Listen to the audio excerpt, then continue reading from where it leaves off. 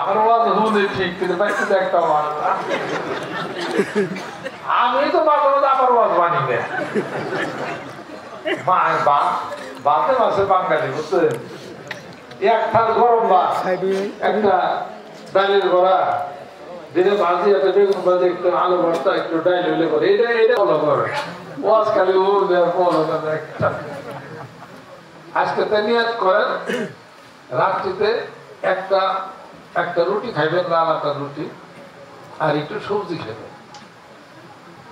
আর রাত্রিতে আমলকি হর্তিকা আমলকি বহেরা এক গ্লাস পানির মধ্যে একটা হর্তকি আমলকি বহেরা তিনটার নাম হলো তিরফলা ভিজে রাখবেন আজকে তো আমি খাইছি সকালবেলা বাসি পেটে এক গ্লাস পানিটা খাবেন একটু ছোলা বাদাম ভিজে রাখবেন পরে ছোলাটা চাবিয়ে খাইয়া 2 চাক আদা খাবেন 1 চামচ মধু খাবেন অক্ষয় থাকবেন বাকি জীবন ইনশাআল্লাহ পারা এগুলো তো ফলো করেন না আলু ভর্তা দিয়ে 1 থাল 2 থাল পেট ভরে ভাত খাইয়া একটা পান মুখে দিয়া এখন তো শান্তি লাগতো ভাত খেয়ে দিবেন ভাত খেয়ে এই 12 বাজে কেনা করতে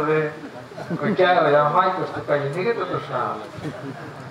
তো এই 2 থাল ভাত খেয়ে গেল অতিরিক্ত কার্বোহাইড্রেট আপনার শরীরে ঢুকতেছে এগুলো করেন না লাল আটার 2টা মোটা মোটা রুটি খান বিকাল পর্যন্ত আর খেদা লাগবে রুটি খান একটু আলু ভাজি খান 1 কাপ দুধ খান আর সকালে ওই জন্য খাইলেন যে একটু ছোলা বাদাম ভিজে কোনোটা খাইবেন হর্তিকা আমলকি বহেরা ভিজে 1 গ্লাস পানি খাইবেন 1 চামচ মধু খাইবেন খাইয়ে দেখেন না 7 দিন শরীর পাতলা লাগবে সুবহানাল্লাহ এই যে এত তাড়াতাড়ি আমরা যে বুইরা হইতেছি ঘটনাটা কি বয়স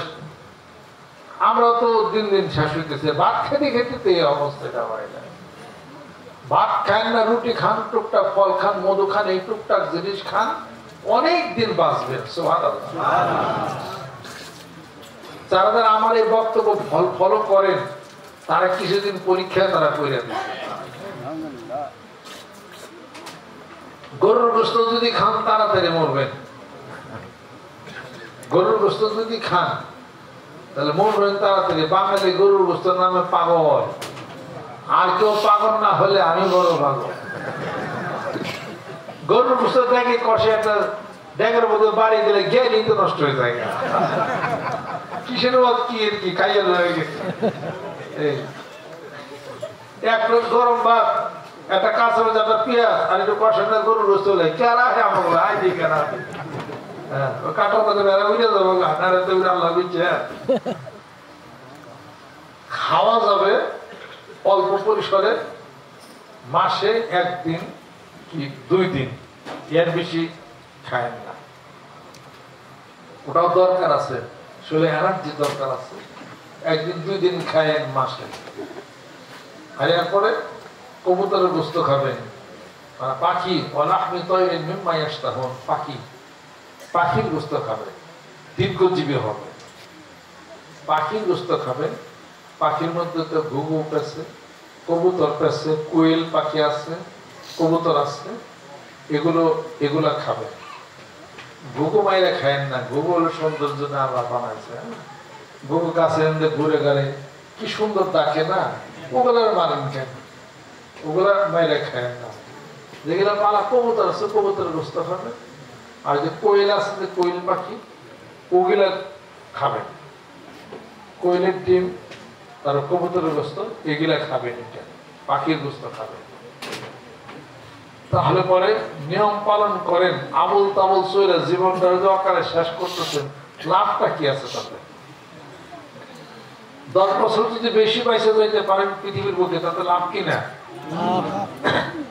আল্লাহর লাভ না বান্দার লাভ আমাদের লাভ বেশি দিন বাঁচবো আল্লাহ সুস্থ থাকি যেন তোমার ইবাদত বন্দেগী বেশি করতে পারি আর জিকির চালান 2 বেলা কোরআন শিব করি যে ব্যক্তি কোরআন শিব পড়বে 2 বেলা ও এমনি 10-20 বছর বেশি বাঁচবে কোরআন শিব পড়ার অভ্যাস করে বিশেষ করে সূরা দোখান হাদিস শরীফের মধ্যে আছে যে ব্যক্তি সূরা দুখান তেলাওয়াত করবে ওই লোকের হায়াত অনেক বেড়ে যাবে। জোরে বলুন সুবহানাল্লাহ। সূরা দুখান পড়ি প্রতিদিন, নিয়ত করা পরে আল্লাহু আকবার। আল্লাহ কবুল